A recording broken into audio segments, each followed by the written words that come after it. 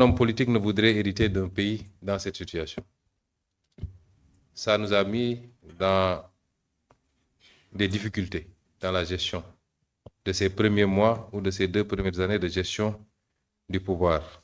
Et certainement pour quelque temps après, encore. Nous ne sommes pas dans le fatalisme. Nous considérons que c'est le peuple sénégalais qui doit faire face à cette situation, qui doit se lever comme un seul homme et qui doit comprendre qu'il y a des sacrifices à faire pour rattraper la situation, la dépasser et mettre ce pays sur les rails définitivement. Et avant tout autre partenaire, c'est au peuple sénégalais de le faire. C'est pourquoi nous avons travaillé à des solutions. Nous avons travaillé à élaborer un plan de redressement économique et social, qui est un plan qui va effectivement demander un certain nombre d'efforts et de sacrifices au peuple sénégalais. Nous avons aussi lancé un vaste programme de rattrapage budgétaire, de rationalisation, aussi bien des recettes que des dépenses budgétaires. Et l'arbitrage qui a été fait pour le budget 2026 est assez illustratif des efforts qui ont été consentis sur la dépense publique, le fonctionnement particulièrement, mais également sur des choix rationnels. Et les discussions avec nos partenaires ont tourné autour de ça. Nous avons considéré que, certes, il y a des difficultés, mais tous les travaux que nous avons réalisés nous permettent de voir ou d'entrevoir la possibilité de sortir de cette situation sans avoir besoin d'une restructuration. Nous considérons que, de l'analyse que nous en avons faite, notre dette est viable, puisque nous nous débrouillons pour la rembourser depuis 1 an et demi, ou plus, sans aucun programme. C'est vrai que nous nous acheminons vers une échéance assez difficile, avec de grosses souches de cette dette.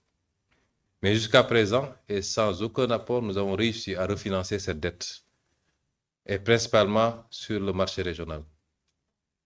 Nous considérons que nos projections, aussi bien de croissance que de recettes, sont raisonnables. Et sur cela, il n'y a pas de débat. C'est validé par tous nos partenaires, y compris le fonds. Le principal problème, c'est le financement. Nous considérons que les efforts que nous faisons à partir du plan de redressement, qui, rien que pour ce budget, nous permet de générer 960 milliards de plus additionnels au budget, et ça va aller crescendo à partir de 2027, pourrait nous permettre de combler une bonne partie de ce gap. Et nous nous sommes mis à envisager pas mal de solutions avec d'autres partenaires qui nous donnent à penser que nous pouvons y parvenir. Et c'est ça le rôle du Fonds monétaire international.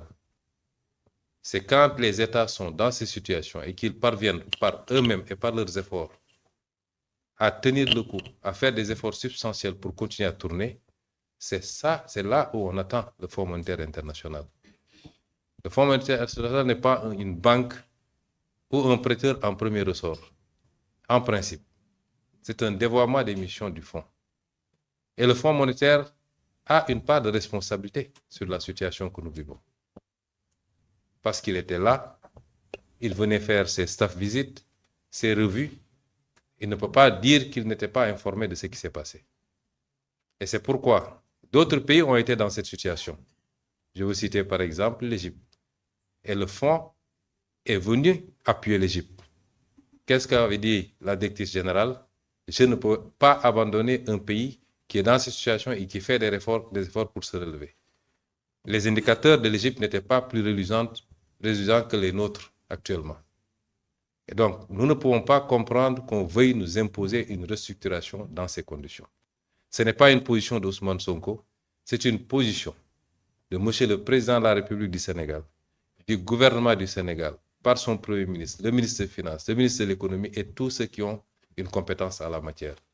Et nous continuons à rester sur cette position, rien n'a changé entre-temps. Ce n'est pas des déclarations d'économistes ou de quelques autres composantes qui vont nous amener à changer de position. Mais c'est un partenariat.